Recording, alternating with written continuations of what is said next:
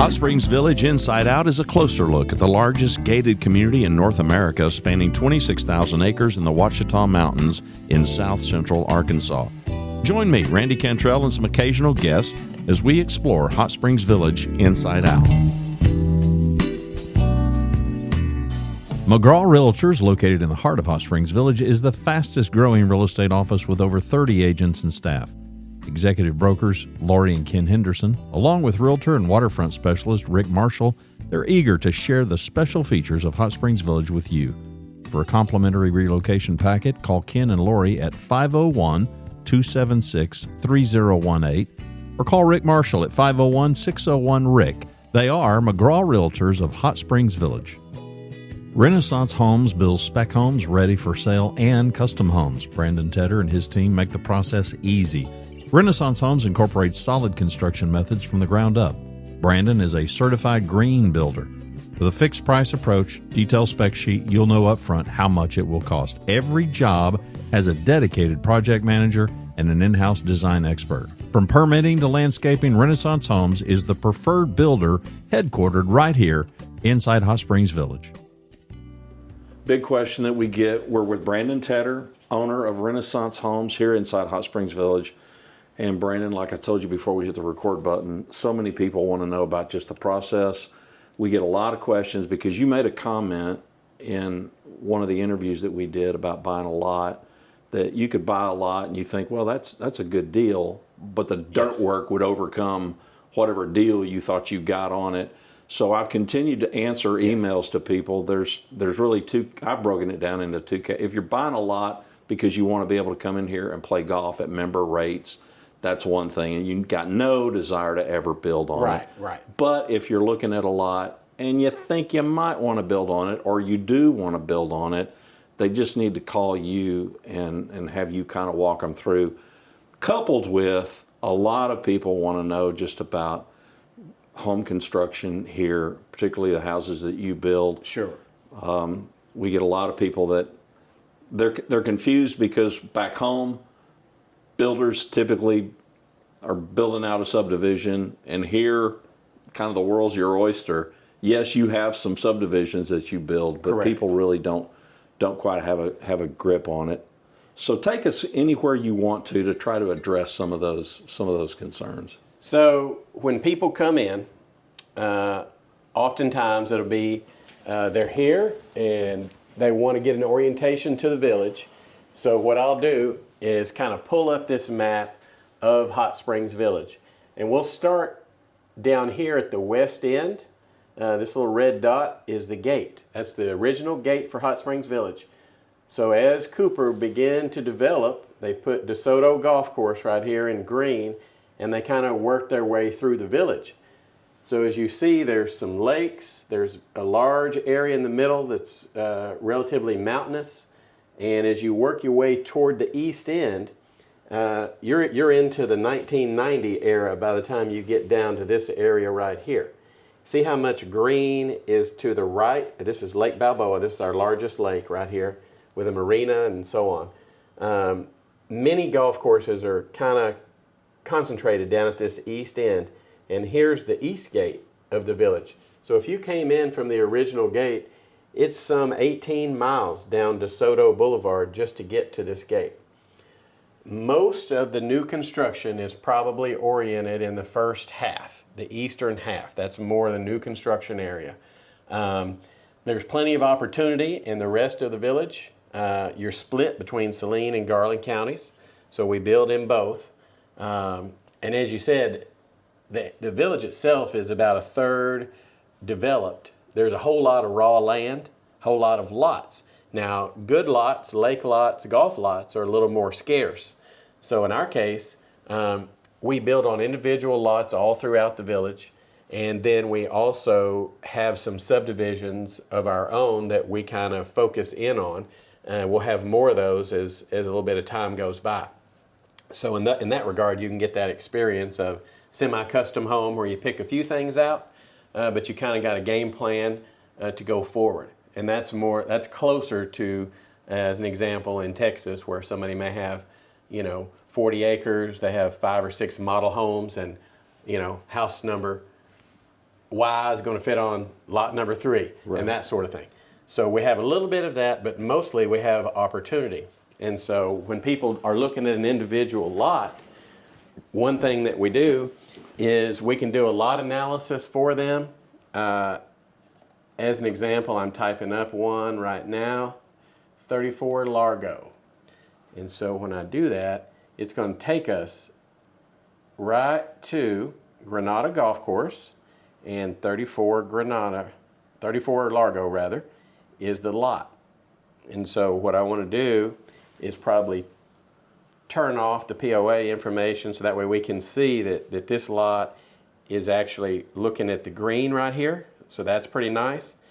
And for cost purposes, what we may want to do is look at the slope of this lot to kind of see how steep is it, because our topography varies quite a bit in the village.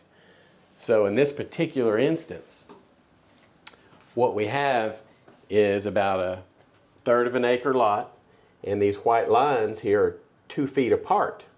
So this is your high spot. This is a sea level, above sea level, and you're coming down to 526, 524, 522. So you've kind of got a diagonal slope on this lot of 2, 4, 6, 8, 10, 12, 14, 16, 18, over 20 feet across that lot. On this same street, there may be a house on a flat slab. So you're kind of in a hilly, mountainous area, so your particular lot may be oriented like this, in which case you'll probably be able to walk underneath that house, be a crawl space scenario. And as an example, there may be a house around the corner that is on a flat slab. So those considerations kind of help us determine which lot may work better for somebody, budget-wise or otherwise. This one would lend itself to a walkout basement, would be nice. And if it was a single home on a single level, then you could look at something like this and know your tens of thousands of dollars in foundation, brick, and otherwise cost.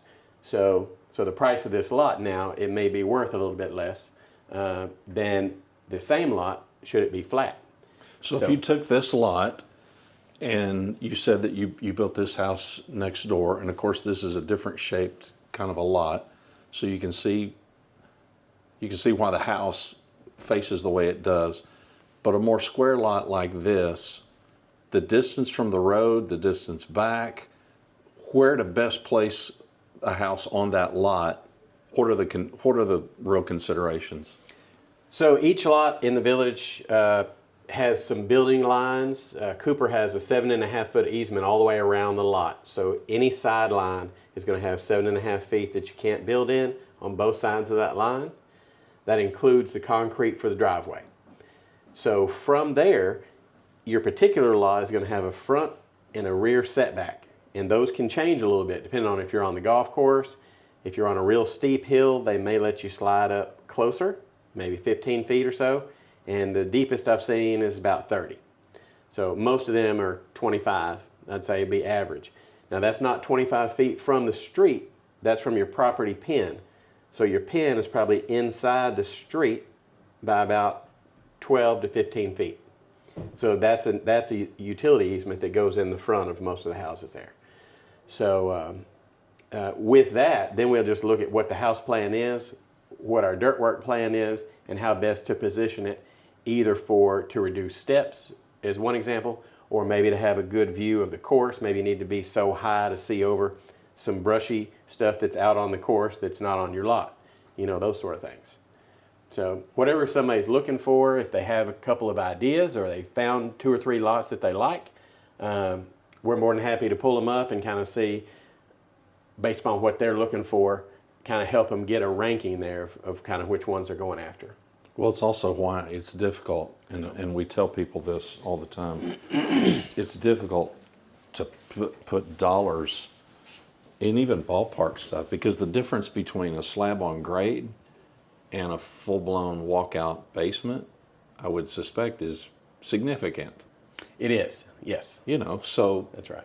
That's going to change. That's going to change things. Okay, so again, if you're thinking that you want to buy a lot, and you even think there's a remote chance that you might want to build on it, I'm going to encourage people to come and visit Brandon. He can walk you through what he just did with this one lot that he showed, which is a lot that they're building on, by the way. And he's got this killer software that can show you all of that. So the process, I come in, I'm interested, I want to buy a new home. I don't want to build, I want to buy a new home. I want new construction. I could be interested in being able to pick a few things, but maybe I don't. Sure. So you've got houses that you're building here in the village, you know, we'll call, for lack of a better term, you know, spec houses that aren't pre-sold. So Correct. talk to us about those two options.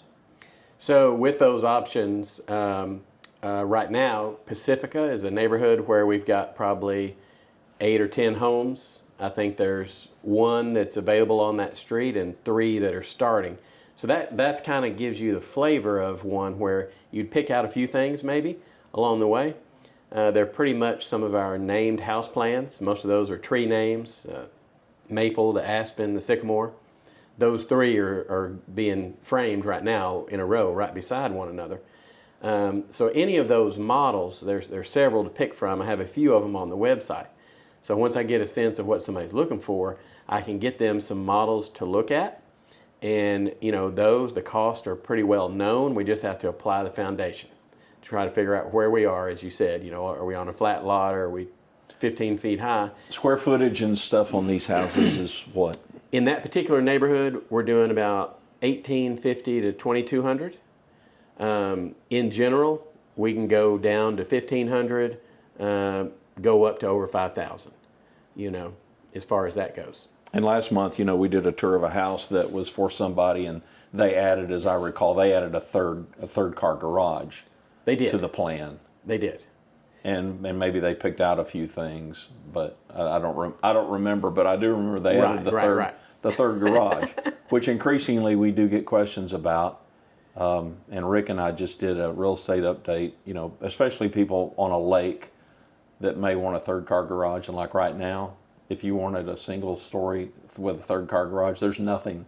There's nothing in the village, you know, for that. So you'd have to build it if you wanted it. So what we want people to leave with is a sense of kind of where they're headed with the home building project. Most of the folks obviously are not from here, and so whenever they go back home, whether it be Texas, Minnesota, California, Florida, we want them to have a good handle on what's going to happen with this construction while they're gone. So we go over a scope of work, which is our details, and so that's pretty important to us. It tells you what are the ceiling heights, what kind of cabinets, does granite go in the kitchen, you know, what's your appliance allowance, you know, those sort of things. Once we nail down those particulars, we can apply them to a plan and then apply that foundation to a lot. So now we've kind of got all the components there, and we can figure a fixed price for them with those allowances. And we do have a showroom here that has some stuff to kind of get started with. I'll walk y'all back there in a minute and kind of give you an orientation to that. So when they do that, they end up with a fixed price. They've got some allowances. We have an in-house designer here, Miss Tammy. She keeps them on budget and kind of keeps your theme going for you. And then you're assigned a project manager. We have 2 project managers, and each one of them usually runs about 10 jobs, you know, at a time. So they'll be able to kind of focus in on your home and give you some updates, pictures, how are we doing, that sort of thing, and try to make it as pleasant a process as possible. So it can be fun. It doesn't have to be stressful. We do it all the time. We start one average about every 9 days. So we kind of keep the train rolling with that. Half of them are custom homes. So if somebody doesn't know what they want and they're not really able to look at some of the plans we have and combine them or add that third garage or whatnot, then we have some third-party guys we work with that can draw the house plan for them that'll fit that lot, and then we go from there. Process-wise, we take it from POA process all the way through landscaping, so it's kind of turnkey for the customer. The lot, to go back just a bit to the lot selection. So I come in here and I've kind of got something specific in mind. I want a golf course lot. I want a bunch of piney woods. I mean, if I've got some kind of specifics, what does that process look like as opposed to I just want a new house? I'm less picky, about the location necessarily, but I just want new. Right. What does that process look like? I'm just wondering, do people come to you and they've got a lot, or they've worked with a realtor and they've already bought a lot, or they're looking to buy a lot, or how involved do you get in the lot selection part of it? We run the gamut. Sometimes they have owned a lot for 20 years and decided to build on it.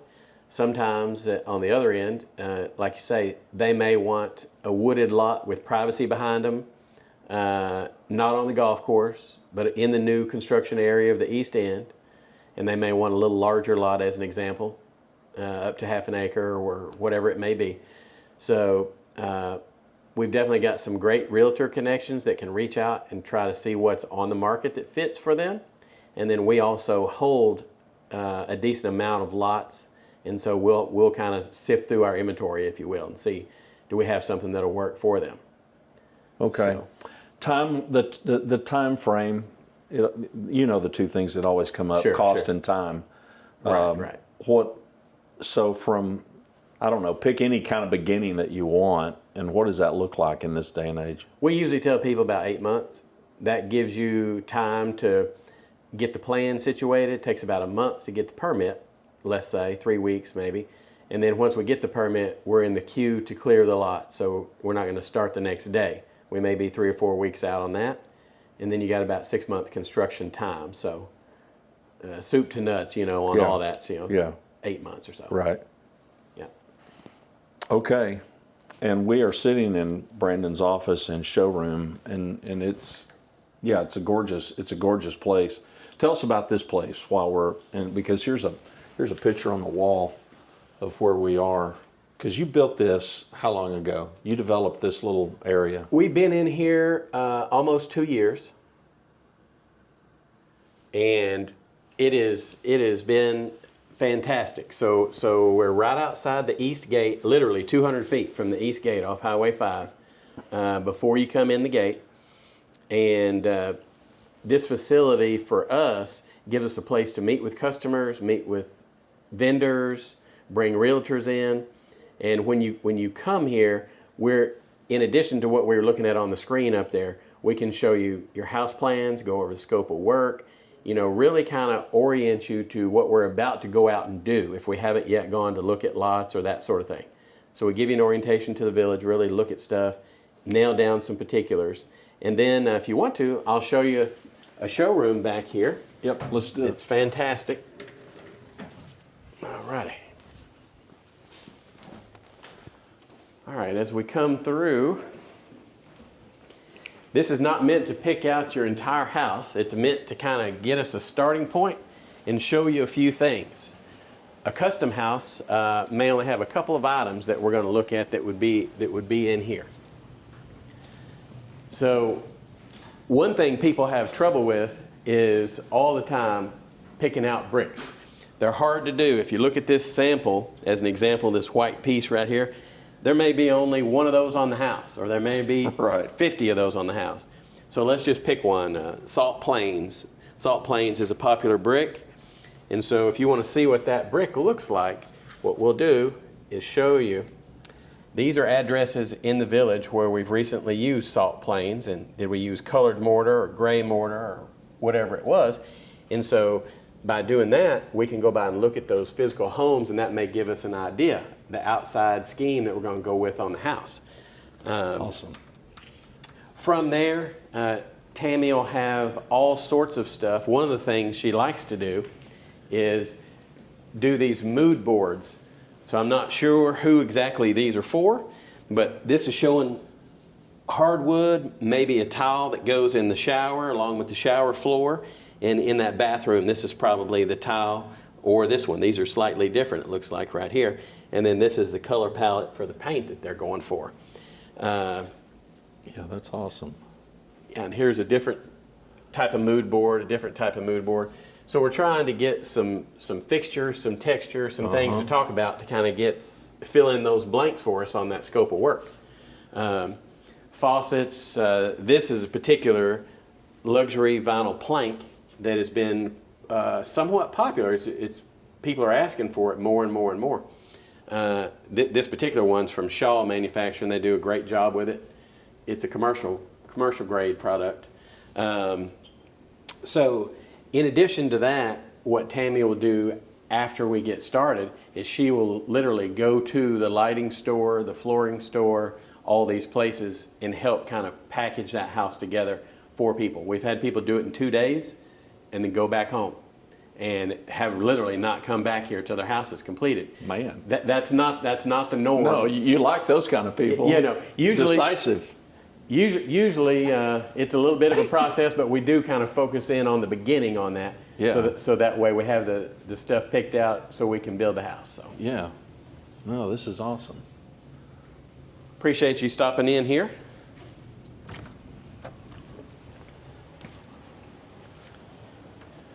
And nice break room. Yes. Yeah.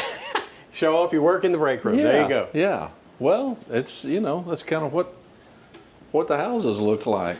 And by the way, if you're coming to the village and you need a storefront, then you need to hit Brandon up because he's got some vacancies here in this new place that he's built. We do. So these are some storefronts. Brandon's got this center location, and then right next door is Cowboys Country Club Barber Shop. I'm sure I butchered that name, but yeah, some locations.